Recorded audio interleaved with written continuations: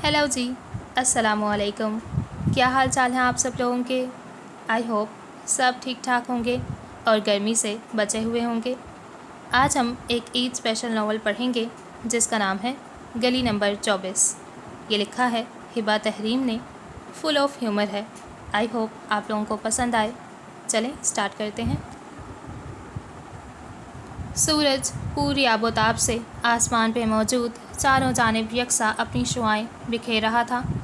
आसमान पानी तो बरसा नहीं रहा था, इसलिए धूप ने लोगों के जिस्म से पसीने की सूरत पानी बरसाने का ठेका ले लिया था। इस कड़कती धूप में दोपहर के 1 बजे हर कोई अपने घरों में पंखे के नीचे बैठा था। बस अगर किसी को सुकून नहीं मिल रहा था तो वो थे लाहौर के एक मिडिल क्लास मोहल्ले खुशहालपुरा की गली नंबर 24 के शाहकार। इस मोहल्ले का सिर्फ नाम ही खुशहालपुरा था, क्योंकि ये शाहकार ना तो खुद खुशहाल रहते ना ही मोहल्ले वालों को रहने देते। अब भी गली में खूब ज़ोरों शोर से क्रिकेट खेला जा रहा था, जिसने आधे गली वालों की, जो दोपहर में सोने के शौकीन थे, नींद हराम की हुई थी। और ये आहिल ने छिक्का मारा और बॉल उड़ती हुई बाउंड्री से बाहर। लेकिन ये क्या, सारिम ने बॉल कैच कर ली और बॉल हाथ से छूटते हुए बाउंड्री क्रॉस कर गई और सिक्सर याहू। कमेंट्री करते हुए दावर का तो सांस ही फूल गया था। जब भी आहिल और सारिम एक दूसरे के मद्दे मुकाबिल आते तो कुछ ऐसे ही हालात का सामना करना पड़ता था। उसके सामने तो क्रिकेट भी गिरगिट का रूप इख्तियार कर लेता था। खेल लम्हों में बदलता था। बड़ा अफसोस हुआ यार, ना कैच आउट हुआ ना ड्रॉप, सीधा सिक्सर ही लग गया। आहिल ने तासुब का इजहार करते हुए सारिम को चिढ़ाने के लिए कहा, हम क्रिकेट खेल रहे हैं। मुझे लगा हम क्रिकेट खेल रहे हैं। अगर पता होता तो टांग ही ना अड़ाता बीच में। वो चिढ़ जाता, वो भी आहिल से। ये नामुमकिनात में से था, इसलिए आम से अंदाज में कहा, टांग नहीं हाथ अड़ाया था तुमने। खैर हुआ तो कुछ नहीं। अब मुझे हराना कोई आसान काम थोड़ी है। वो फ़क्रिया अंदाज में नादीदा कॉलर झाड़ते हुए बोला,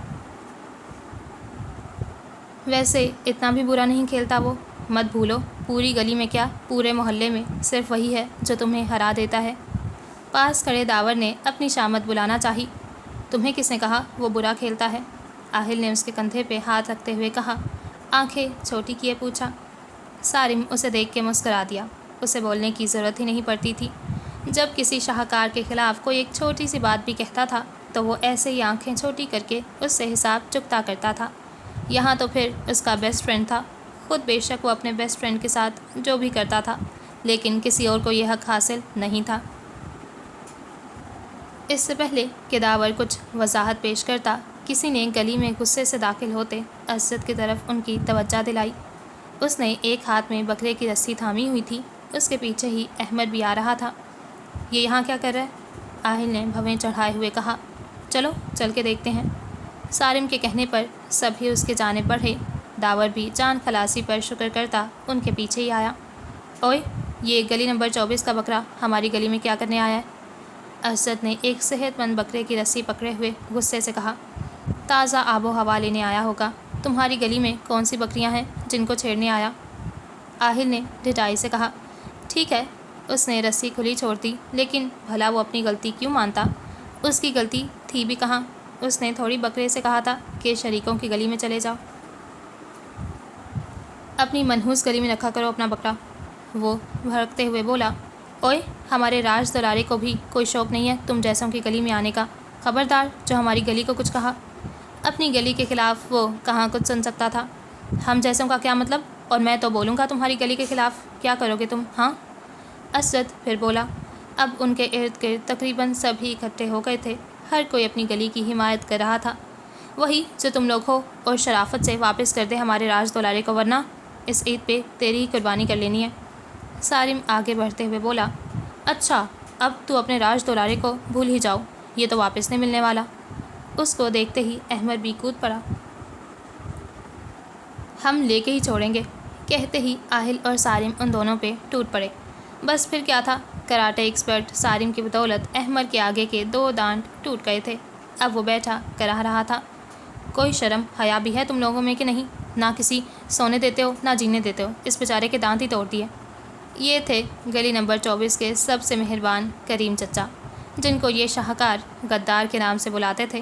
وجہ صرف ان کی رحم دلی تھی، جو گلی نمبر 23 کے رہائشوں کے لیے زیادہ ہی جاگ جاتی تھی۔ منسا پتر کدھر ہے؟ دادی اونچی اونچی آوازیں دیتی منسا کے کمرے تک پہنچ گئی تھیں۔ جی دادی، اس نے واش روم سے نکلتے ہوئے دادی سے پوچھا۔ کب سے آوازیں دے رہی ہوں، مجال ہے جو یہ لڑکی پہلی بار میں کچھ سن لے۔ میری دوائیاں ختم ہو گئی ہیں، تمہارے ماں باپ گھر پہ نہیں ہیں، گلی میں کسی سے کہو فارمیسی سے پکڑ لائے۔ دادی نے ہدایت جاری کی تو وہ جی اچھا کہتی موبائل پکڑ کے واٹس ایپ پر میسج کرنے لگی۔ ارے اس نمونے کو کیوں پکڑ لیا ہے؟ جا کے آہل یا سارم سے کہہ۔ دادی، آہل کو ہی میسج کیا ہے، لا رہا ہے وہ۔ ٹھیک ہے، میرے کمرے میں پکڑا جانا، دادی کہتی ہوئی اپنے کمرے کی جانب بڑھ دیں۔ تھوڑی دیر بعد آہل سیڑھیاں اترتا ہوا آیا، وہ بھی لاؤنج میں آ گئی، اسے دیکھ کے سلام کیا اور دادی کے کمرے کی طرف چلا گیا۔ یہ لیں دادی، آپ کی دوائیاں۔ اس نے دوائیوں کا شاپر دادی کو پکڑایا اور سامنے پڑی کرسی پر بیٹھ گیا۔ آ گیا میرا بیٹا، بہت شکریہ۔ ارے منسا، پانی لے کر آ آہل کے لیے، اور ویسے تو نے گھنٹی نہیں بجائی تھی، مجھے آواز تو نہیں آئی؟ دادی نے منسا کو آواز دیتے ہوئے ساتھ میں پوچھا۔ دادی چھت سے ٹاپ کر آیا ہے، پانی لاتی منسا نے کہا تو آہل نے اسے گھورا۔ وہ جواباً کندھے اچکا گئی۔ تو نہیں باز آنے والا؟ اس سے پہلے کہ دادی مزید کچھ کہتی وہ کام کا کہہ کر نکل گیا۔ اس نے واٹس ایپ کھولتے ہوئے ہم شاہکار کے نام کے گروپ پر CL لکھ کے بھیجا، پھر اپنے گھر کی دیوار ٹاپتے ہوئے سارم کے گھر پہنچا اور CL وہاں سے دیوار ٹاپتے ہوئے منسا کے گھر، جس کے باغیچے کے پچھلے حصے میں ایک چھوٹا سا کمرہ تھا۔ کمرے کے باہر کی طرف دیوار کے ساتھ قطار در قطار چند گملے رکھے تھے۔ اس نے تیسرے گملے کے نیچے سے چابی نکالی اور دروازے کا لوک کھولتے ہوئے اندر بڑھا۔ اندر دروازے کے علاوہ باقی تینوں دیواروں کے ساتھ صوفے رکھے ہوئے تھے۔ درمیان میں ایک میز تھا۔ دروازے والی دیوار پہ ایک بڑا سا وائٹ بورڈ آویزاں تھا۔ کونے پہ ایک چھوٹا سا ٹیبل پڑا تھا، جس پہ کئی بورڈ مارکر اور ڈسٹر پڑے تھے۔ اپنے تمام کارناموں کی منصوبہ بندی وہ یہیں کرتے تھے۔ باقی دیواروں پہ ان پانچوں کی پیدائش سے لے کر اب تک کی کئی تصاویر چسپاں تھیں۔ اس کے علاوہ رباب کی بنائی ہوئی پینٹنگز بھی جگہ جگہ آویزاں تھیں۔ ایک طرف ایک بک رکھا تھا، جس پر بے ترتیبی سے کچھ کتابیں اور اخبارات پڑے تھے۔ اس کے جائزہ لیتے ہی باقی چاروں بھی ادھر پہنچ گئے تو ان کی میٹنگ کا باقاعدہ آغاز ہوا۔ تمہارے پیپرز ختم ہو گئے ہیں، اس لیے اب ہمیں جلد از جلد کوئی پلان بنانا ہے، شاہکار کے لیڈر آہل نے منسا کی طرف دیکھتے ہوئے کہا۔ پیپرز ہی ختم ہوئے ہیں، پریکٹیکل رہتے ہیں، شاہکار کی سب سے معصوم اور ذہین لڑکی منسا نے منہ بناتے ہوئے کہا۔ وہ بلا شبہ ایک ذہین طالبہ تھی اور پڑھنا اسے بہت پسند بھی تھا، لیکن دنیا بھر کے تمام دوسرے طالب علموں کی طرح اس کی بھی پیپر دینے سے جان جاتی تھی۔ جہاں تم نے اتنے پیپرز دے لیے ہیں، وہاں یہ 3-4 پریکٹیکلز بھی دے دینا۔ یہ تھی شاہکار کے لیڈر آہل کی بہن رباب، جس کا پسندیدہ مشغلہ پینٹنگ تھا اور پڑھائی سے اسے کچھ خاص قسم کا بیر تھا۔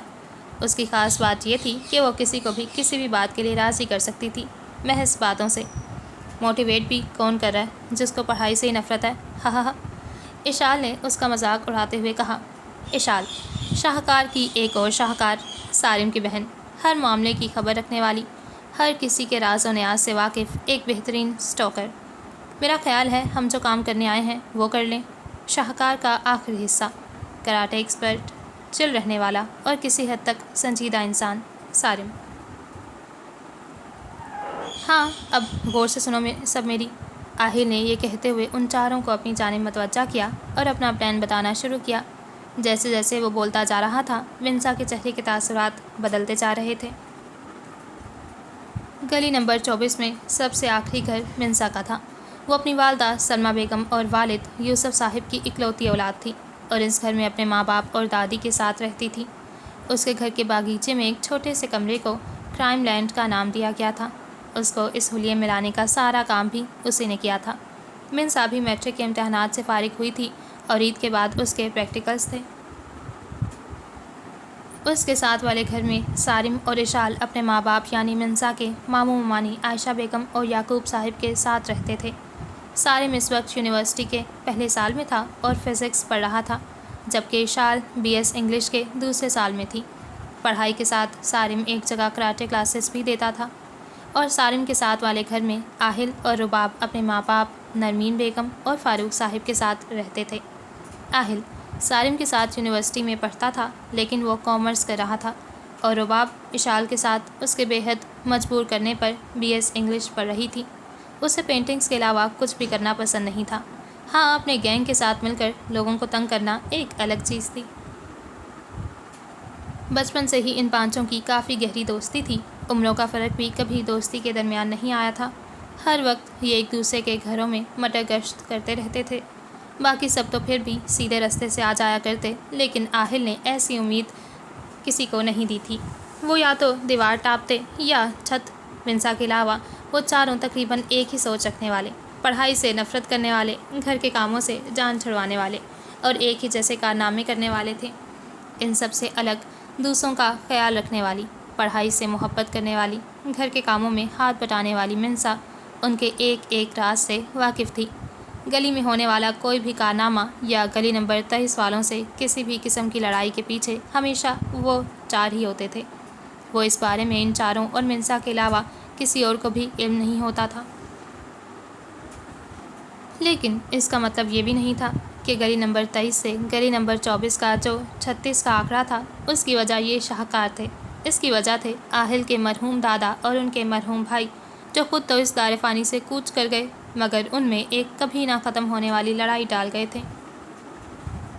شروع کے دنوں میں جب دو بھائی احمد اور محمود صاحب اس محلے میں نئے آئے تھے، تو محمود صاحب نے گلی نمبر 23 میں گھر بنایا اور احمد صاحب نے محلے کی آخری گلی گلی نمبر 24 میں۔ پہلے تو سب ٹھیک تھا، لیکن جس دن آہل نے جنم لیا تھا اسی دن اس لڑائی کی شروعات ہوئی۔ ہوا کچھ یوں تھا کہ آہل کے دادا احمد صاحب اور اسجد کے دادا محمود صاحب دونوں ہی الیکشن کے لیے کھڑے ہو گئے۔ دونوں نے ایک دوسرے کو پیچھے ہٹنے کا کہا، لیکن کوئی بھی پیچھے نہ ہٹا اور الیکشن دونوں ہی ہار گئے۔ بعد میں بھی وہ ایک دوسرے کے خلاف کھڑے ہوتے رہے، اور جو جتنی بری طرح سے ہارتا اس کا اتنا ہی بری طرح سے مذاق اڑایا جاتا۔ ان کے مرنے کے بعد بھی آج تک یہ ریت یوں ہی چلتی آ رہی تھی۔ اوئے ادھر آؤ میرے راج دلارے، چل جتنا کھانا ہے کھا لے آج ہی، پھر تو نے قربان ہو جانا ہے۔ آہل اپنے گھر کے باہر بکرے کو چارہ کھلا رہا تھا، ساتھ ہی اس سے گفت و شنید میں بھی مصروف تھا۔ یوسف صاحب اپنی بائک پہ گلی میں داخل ہوئے، جب سارم ہاتھ میں نیوز پیپر پکڑے ہوئے اونچی آواز میں پڑھتا ہوا اس کے پاس آیا۔ کراچی میں ایک آپریشن کے دوران مریض کی موت، گھر والوں نے ڈاکٹر کے خلاف مقدمہ درج کر دیا۔ ڈاکٹر لفظ سنتے ہی یوسف صاحب کے کان کھڑے ہو گئے۔ یہ کیا پڑھ رہے ہو؟ آہل نے اخبار اس کے ہاتھ سے کھینچا۔ وہی جو اخبار میں لکھا ہے۔ بیٹا کیا لکھا ہے اخبار میں؟ اپنے گھر کو جاتے یوسف صاحب بھی اب وہیں رک گئے تھے۔ انکل، کراچی میں آپریشن کے دوران ایک پیشنٹ کی ڈیتھ ہو گئی تھی، تو اس کے گھر والوں نے ڈاکٹر کے خلاف FIR کٹوا دی، بلکہ ڈاکٹر کو اریسٹ بھی کیا گیا اور جرمانہ بھی دینا پڑا۔ آہل نے تفصیلات پڑھتے ہوئے کہا، کیسا زمانہ آ گیا ہے، اب لوگ ڈاکٹروں کو بھی نہیں بخشتے۔ سارم نے افسوس کرتے ہوئے کہا، ہاں یار، اب تو ڈاکٹروں کی بھی کوئی عزت نہیں رہی۔ ایک وقت تھا جب لوگ قدر کرتے تھے ڈاکٹروں کی، انہیں ہر سر آنکھوں پر بٹھاتے تھے۔ آج کے زمانے میں تو اپنا ملازم ہی سمجھا ہوا ہے۔ آہل نے بھی بڑے بوڑھوں کی طرح اپنا تجزیہ پیش کیا۔ اچھا بیٹا، میں پھر گھر چلتا ہوں۔ یوسف صاحب چہرے پر ہاتھ پھیرتے ہوئے اپنے گھر کی جانب بڑھ دیے۔ پیچھے وہ دونوں چہرے پر شیطانی مسکراہٹ سجاتے ہوئے راج دلارے کو چارہ کھلانے لگے۔ منسا بیٹا، کھانا لگا دو، آپ کے ابا آ گئے ہیں۔ وہ اپنی پریکٹیکل کاپی بنانے میں مصروف تھی جب سلمہ بیگم نے آواز لگائی۔ السلام علیکم بابا۔ وہ کاپی بند کرتے ہوئے اٹھی اور لاؤنج میں داخل ہوتے ہوئے سلام کیا۔ انہوں نے سلام کا جواب دیا تو وہ کچن چلی گئی۔ تھوڑی دیر بعد اس نے برتن لا کے رکھنے شروع کیے۔ جب وہ اپنی ماں کے ساتھ کھانا رکھ چکی تو کرسی کھینچتے ہوئے بیٹھی۔ یوسف، اس بار عید پر تیری تینوں بہنوں نے آنا ہے، ان کی خاطر میں دعوت میں کوئی کمی نہ چھوڑنا۔ دادی نے یوسف صاحب سے کہا۔ آپ بے فکر رہیں امی، پہلے کبھی کوئی کمی چھوڑی ہے کیا؟ یوسف صاحب 3 بہنوں کے اکلوتے بھائی تھے۔ تینوں شادی شدہ بہنیں لاہور میں ہی مقیم تھیں، جو وقتاً فوقتاً ان کے گھر آتی رہتی تھیں۔ کیا ہو گیا تمہیں؟ اب تو پیپرز بھی ختم ہو گئے، اب کی منہ سے جایا ہوا ہے؟ رباب نے کب سے خاموش بیٹھی منسا کو کشن اٹھا کے مارا۔ اس وقت رباب اور اشال منسا کی طرف موجود تھیں۔ آئیں تو وہ دونوں چاند رات پہ اس کے ساتھ کچھ وقت گزارنے تھیں، مگر اس کو خاموش دیکھ کر ان سے رہا نہیں جا رہا تھا۔ یہی تو مسئلہ ہے کہ سب کو لگتا ہے کہ پیپرز ہو گئے تو کہانی ختم، پر پریکٹیکلز بھی تو ہوتے ہیں۔ نہ ہی بورڈ والوں کو کچھ عقل ہے۔ جب عید سے پہلے پیپرز لے لیے تھے تو پریکٹیکلز بھی لے لیتے نا۔ سر پہ سولی کی طرح لٹکے ہوئے ہیں، اوپر سے عید کے چوتھے دن پہلا پریکٹیکل ہے۔ اس نے بھڑاس نکالتے ہوئے کہا۔ اچھا بتاؤ ہم کیا کریں؟ بورڈ کے دفتر کو آگ لگا نہیں سکتے، اس لیے اس کے علاوہ کچھ بتانا۔ اشال نے اس کے شانے پہ ہاتھ رکھتے ہوئے کہا۔ میں نے یہ کب کہا ہے؟ کل عید ہے اور تینوں پھپھو آ رہی ہیں۔ عید کے فوراً بعد پریکٹیکلز ہیں۔ میری کاپیز بھی نہیں بنی، جیسے ہی بنانے لگتی ہوں کوئی بلا لیتا ہے۔ اس نے تپے ہوئے انداز میں کہا۔ اوکے یار، ہمیں دو، ہم بنا دیتے ہیں کاپی۔ رباب نے رسانس سے کہتے ہوئے مسئلے کا حل پیش کیا۔ میری جگہ یاد بھی تم لوگ ہی کر لینا اور پریکٹیکل بھی دے آنا۔ اسے خود محنت کر کے بنانی تھی اپنی کاپی، تاکہ وہ یاد بھی کر لیتی۔ 4 سالوں کا فرق ہونے کے باوجود بھی تم ہی کہا کرتی تھی۔ بچپن میں ایک بار آپ کہنے کی غلطی کی تھی، جس پر وہ چاروں اس سے 1 ہفتہ ناراض رہے تھے۔ اچھا، کام کا مسئلہ ہے نا، ہم مل کر لیں گے۔ تم اپنی کاپیز بنانا۔ اشال نے وہ مسئلہ بھی حل کیا۔ ویسے تمہاری پھپھیوں کو چین نہیں ہے، ہر عید پہ آ جاتی ہیں۔ رباب کو اعتراض ہوا اور وہ خاموش کہاں رہ سکتی تھی۔ ان کے بھائی اور امی کا گھر ہے، ان کی مرضی جب مرضی آئیں، بس کام آپ لوگ کریں گی، گویا حمایت کی ہو۔ ٹینشن ہی نہ لو، چلاؤ مہندی لگاتے ہیں۔ اشال نے گارنٹی دی اور ساتھ ہی مہندی کی پیشکش بھی کی۔ ان میں سب سے اچھی مہندی رباب کو لگانی آتی تھی۔ اس کی وہ عید کے دنوں پہ کمائی بھی کرتی تھی۔ مگر اس نے اعتراض کرنا چاہا، مگر آگے سے بات ہی کاٹ دی گئی۔ کوئی اگر مگر نہیں، چپ کر کے مہندی لگاؤ، پھر صبح عید ہے۔ یار کل تو گھر سے ملنا ہی مشکل ہو جائے گا، جتنا خون ہونا ہے گلی میں۔ اشال نے منہ بناتے ہوئے کہا۔ تھوڑی دیر بعد سلمیٰ بیگم اس کے کمرے میں جوس ٹرے میں رکھ کر لائیں۔ یہ لو بچوں، پہلے جوس پی لو۔ ان کو دیکھتے ہی اشال نے موبائل کھولا اور اسکرول کرنے لگ گئی۔ توبہ توبہ، ان لوگوں کو اللہ ہی ہدایت دے۔ اسکرول کرتے ہوئے اس نے ایک جگہ پہ اسکرولنگ روکتے ہوئے بلند آواز میں تبصرہ کیا۔ کیا ہو گیا بیٹا، سب خیریت ہے؟ انہوں نے پریشانی سے پوچھا۔ بس پھپھو، کچھ دنوں پہلے ایک ڈاکٹر نے خودکشی کر لی ہے۔ اشال نے انتہائی افسوس سے کہا۔ ہائے اللہ، کیوں؟ سلمیٰ بیگم نے دل پہ ہاتھ رکھتے ہوئے پوچھا۔ بس مریضوں کا علاج کرتے کرتے خود ڈپریشن اور انزائٹی کا مریض بن گیا۔ ایک تو ڈاکٹروں کی پڑھائی بھی اتنی مشکل ہوتی ہے، ساری ساری رات پڑھنا پڑتا ہے، پھر کہیں جا کے بس ٹھیک نمبر آتے ہیں اور آنکھوں پہ موٹا سا چشمہ الگ لگ جاتا ہے۔ رباب نے بھی جوس کا کپ لیتے ہوئے اپنا حصہ ڈالا۔ ہاں نا، پھر کیا فائدہ اتنی محنت کا جب اینڈ پہ خودکشی کرنی ہے۔ اشال نے اپنے تئیں ڈاکٹروں کی حمایت ہی 2 کوڑی کی کر دی، پھر تعصب سے جوس کا گلاس لبوں سے لگایا۔ ان دونوں کی زبردست ایکٹنگ پر منسا کے لبوں کو ایک دلکش مسکراہٹ نے چھوا تھا۔ اچھا بچوں، تم لوگ مہندی لگاؤ، میں چلتی ہوں، سلمیٰ بیگم کہتے ہوئے کمرے سے باہر چل دی۔ یوسف صاحب، آپ کو پتہ ہے ایک ڈاکٹر نے خودکشی کر لی ہے؟ سلمیٰ بیگم نے منسا کے کمرے سے باہر آتے ہی لاؤنج میں بیٹھے یوسف صاحب سے کہا۔ اللہ معاف کرے، صبح بچے کوئی خبر پڑھ رہے تھے کہ ایک ڈاکٹر کے خلاف مریض کے گھر والوں نے مقدمہ درج کر دیا کہ آپریشن کے دوران مریض مر گیا تھا۔ یوسف صاحب نے بھی انہیں ہولناک خبر سنائی۔ یہ زمانہ کدھر جا رہا ہے؟ ہمارے دور میں تو ڈاکٹروں کی اتنی تعظیم ہوتی تھی، اب تو میڈیکل کی تعلیم ہی اتنی مشکل کر دی ہے کہ ساری رات بھی پڑھتے رہو تب بھی مشکل سے ڈاکٹر بنتے ہیں۔ سلمیٰ بیگم نے حیرت سے کہا۔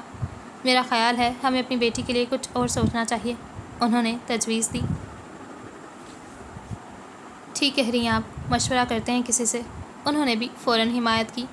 اندر منسا کے کمرے سے کان لگائے کھڑی اشال اور رباب نے بیڈ پہ مضطرب بیٹھی منسا کو تھمس اپ کا اشارہ کیا۔ اس نے موبائل پہ ہم شاہکار نامی واٹس ایپ گروپ کھولتے ہوئے ڈن کا میسج کیا۔ سلمیٰ بیگم اور یوسف صاحب روایتی ماں باپ تھے۔ ذہین اور اکلوتی بیٹی کو لے کر ان کے بہت سے ارمان تھے۔ دوسرے کئی روایتی ماں باپ کی طرح ان کی بھی خواہش تھی کہ ان کی بیٹی ڈاکٹر بنے۔ اس کا فیصلہ تو اس کے پیدا ہوتے ہی کر دیا گیا۔ شروع سے ہی اس کا ہر فیصلہ وہ خود ہی کرتے آئے تھے اور وہ بھی ہر بات خوشی خوشی مان لیتی تھی۔ لیکن یہاں بات اس کے خواب کی تھی اور ان چاروں نے اسے اس کے اکلوتے خواب پر گیو اپ نہیں کرنے دیا۔ ماں باپ تو ان چاروں کے بھی روایتی تھے، مگر وہ چاروں پیدا ہی روایتیں توڑنے کے لیے ہوئے تھے۔ انہوں نے پہلا مرحلہ طے کر لیا، مقصد سے ہٹانا۔ اگلا مرحلہ نیا مقصد سامنے لانے کا تھا، آخری اس پہ قائم رکھنے کا تھا۔ عید کی روشن صبح کا آغاز ہوا۔ سورج کسی حد تک بادلوں میں چھپا ہوا تھا۔ گرز کے موسم سہانا تھا، سب مرد حضرات عید کی نماز ادا کرنے محلے کی مسجد میں گئے تھے۔ عورتیں اور لڑکیاں اپنے گھروں میں تیار ہو رہی تھیں۔ تھوڑی دیر بعد مردوں کے آتے ہی کسائی نے بھی آ جانا تھا اور قربانی شروع ہونی تھی، جس سے گلی میں ہر جگہ خون اور اس کی بدبو نے پھیل جانا تھا۔ اس لیے رباب اور اشال تیار ہوتے ہی منسا کی طرف آ گئی تھیں۔ رباب نے گہرے سبز رنگ کی میکسی پہن رکھی تھی، اس کے ساتھ میچنگ سینڈل اور سٹولر کو بائیں کندھے پہ لٹکایا ہوا تھا۔ لمبے کھلے بال کمر پہ بکھرے ہوئے تھے، وہ بلا شبہ بے حد حسین لگ رہی تھی۔ اشال نے جامنی رنگ کی گھیردار فروک کے ساتھ سفید کھلا ٹراؤزر پہنا ہوا تھا، گلے میں ہم رنگ دوپٹے کو مفلر کی طرح ڈالا ہوا تھا، جبکہ بالوں کو کرل کر کے خوبصورت ہیئر سٹائل بنایا گیا تھا، وہ بھی حد درجہ پیاری لگ رہی تھی۔ منسا نے نیلے رنگ کی قمیض کے ساتھ پٹیالہ شلوار پہن رکھی تھی، ہم رنگ دوپٹہ گلے میں پیچھے ڈال رکھا تھا، بالوں کو دونوں کندھوں پہ آگے کی طرف کیا تھا، اپنی جگہ وہ بھی پری لگ رہی تھی۔ ایک دوسرے سے عید ملنے کے بعد رباب بولی، منسا، ہم نے آنٹی سے بات کر لی ہے، تم اپنے گھر میں بیٹھ کے پڑھنا، ہم لوگ باقی کا کام دیکھ لیں گے، بس تم ایک بار آ کے سب مہمانوں کو سلام کر لینا۔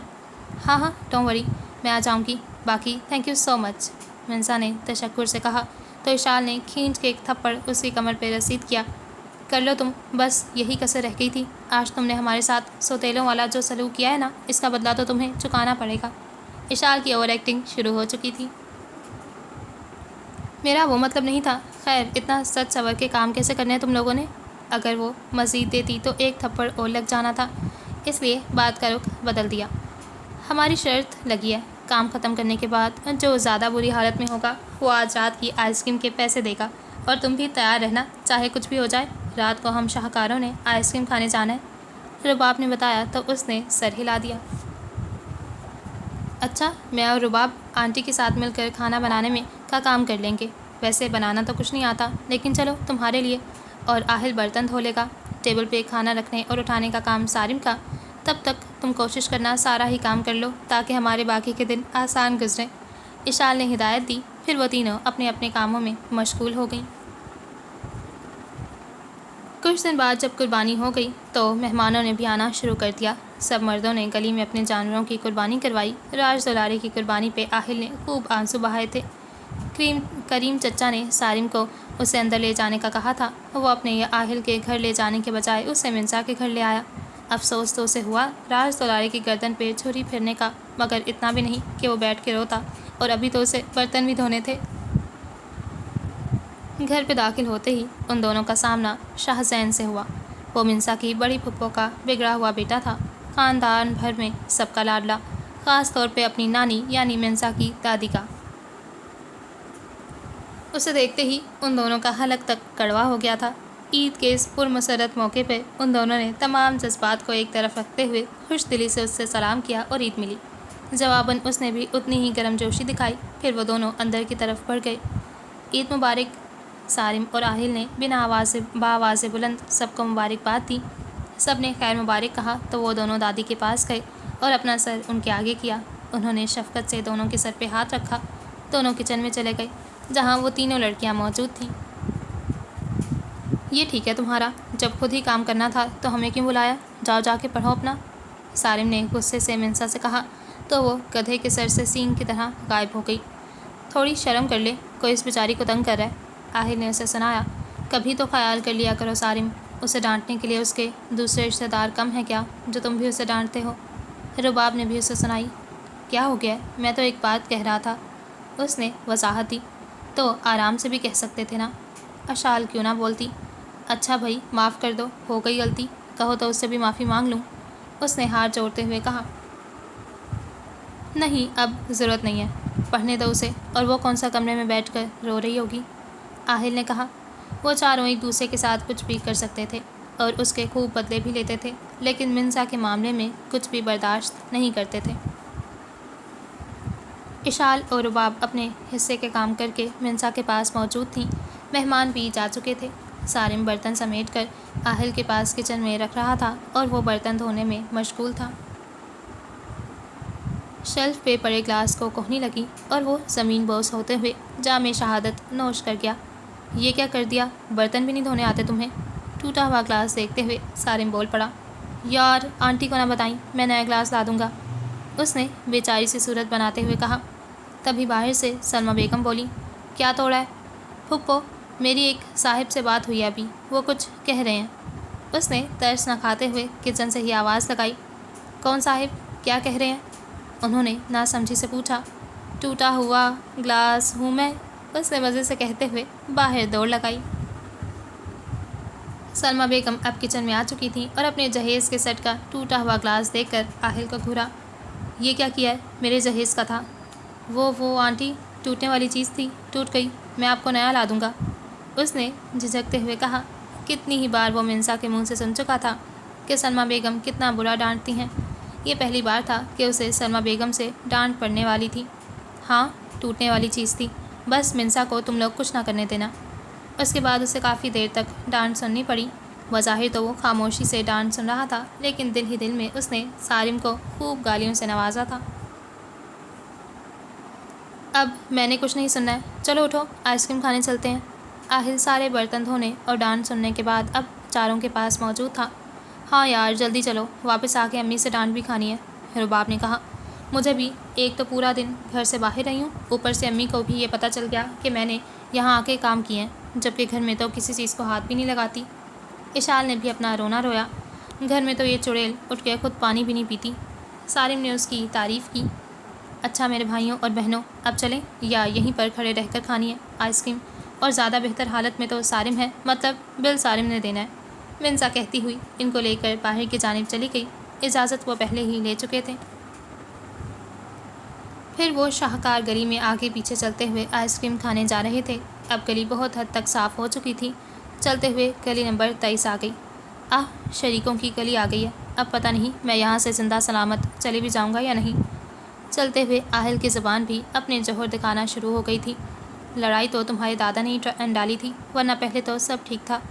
سارم کی زبان میں کھجلی ہوئی اور حیرت انگیز طور پر اس نے کوئی جواب نہ دیا۔ کون آئس کریم لے کر وہ لوگ اسی طرح پیدل چلتے ہوئے آ رہے تھے اور ساتھ ساتھ اپنی آئس کریم بھی کھا رہے تھے، جب آہل نے کہا، کل دوسرا اسٹیپ لینا ہے اور پھر تیسرا، پھر امید کے مطابق ہم لوگ اپنے پلان میں کامیاب ہو جائیں گے۔ دوسرے اسٹیپ کے لیے یعقوب انکل سے بات ہو گئی ہے نا؟ کیونکہ ان سے زیادہ بہترین طریقے سے اور کوئی بھی یہ کام نہیں کر سکتا، رباب نے پوچھا۔ ہاں میں نے بابا سے بات کر لی ہے، وہ راضی ہیں، اشال نے کہا۔ وہ سب کچھ تو ٹھیک ہے، مگر تم لوگوں کو نہیں لگتا کہ لاسٹ اسٹیپ غلط ہے؟ منسا نے دھیمے لہجے میں کہا۔ کوئی غلط نہیں ہے اور تمہارا کام ہو رہا ہے نا، تم چپ کر کے رہو، رباب نے خاموش کروا دیا۔ دیکھو منسا، میرے کام کے کچھ اصول اور طریقے ہیں۔ کسی سے بھی کوئی کام کروانے کے لیے 3 اسٹیپس بہت ضروری ہوتے ہیں۔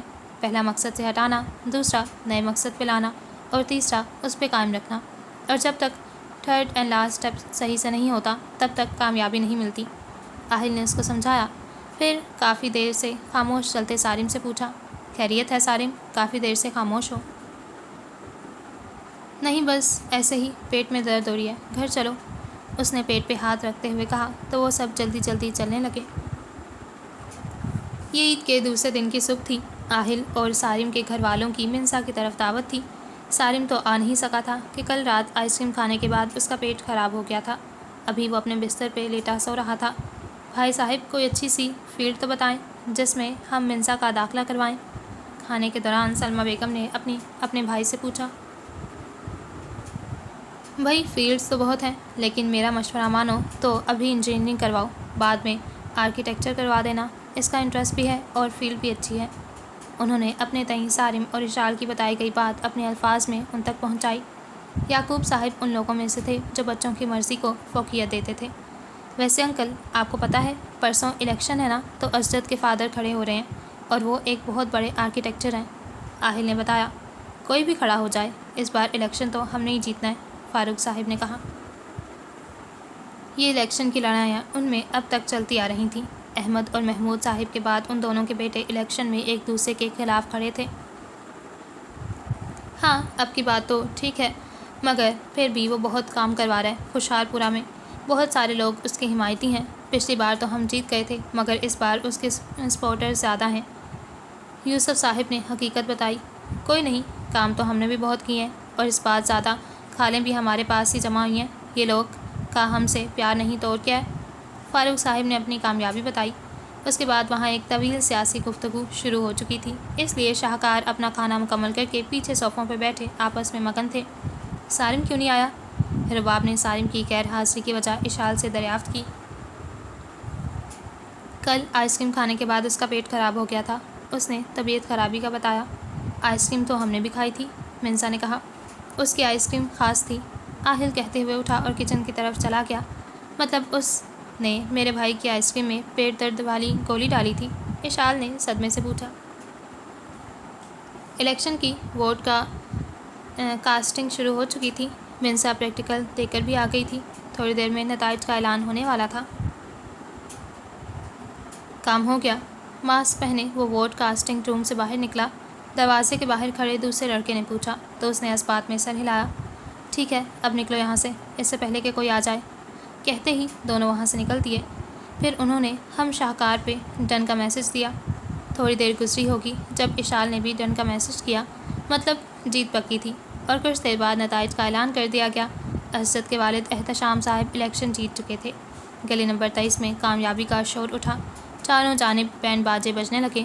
اگر کہیں کوئی سوگوار فضا چل رہی تھی تو وہ تھی گلی نمبر 24۔ وہ پانچوں کرائم لائن میں بیٹھے خوشی منا رہے تھے۔ یہ پہلی بار تھا کہ گلی نمبر 24 کی کسی ہار پہ شاہکار خوش تھے۔ ہاں، وہ خوش تھے منسا کے لیے۔ انہیں ایک ڈاکٹر کی جگہ ایک آرکیٹیکچر کو جتوانا تھا، اور اس مقصد میں وہ کامیاب ہو گئے تھے۔ بہترین سٹاکر اشال نے انہیں بتایا تھا کہ اس بار بہت سے وہ لوگ جو فاروق صاحب کو یا کسی اور کو ووٹ دیتے تھے، وہ احتشام صاحب کو ووٹ دینا چاہتے ہیں۔ بس وہ کشمکش کا شکار ہیں۔ رباب اور اشال نے مل کر ان کو اس کشمکش سے نکال کر احتشام صاحب کو ووٹ دینے پر راضی کیا تھا۔ آہل اور سالم نے عین وقت پہ کاسٹنگ ہاؤس جا کے کچھ ووٹس بدلے تھے۔ بعد میں اشال اور رباب نے تسلی کے لیے ایک بار پھر ان لوگوں سے پوچھا تھا کہ وہ کس کو ووٹ دے کر آئے ہیں، جنہیں ان دونوں نے راضی کیا تھا۔ اور یوں وہ آخری مرحلہ طے کرتے ہوئے اپنے مقصد میں کامیاب ہو گئے۔ وہیں منسا کے گھر کے لاؤنج میں بیٹھے یوسف صاحب سلمہ بیگم اور دادی سے کہہ رہے تھے، فاروق صاحب کے الیکشن ہارنے کا بہت افسوس ہوا، لیکن اب میں نے فیصلہ کر لیا ہے کہ منسا کو میں آرکیٹیکچر ہی بناؤں گا، بہت اسکوپ ہے اس کا۔ The end.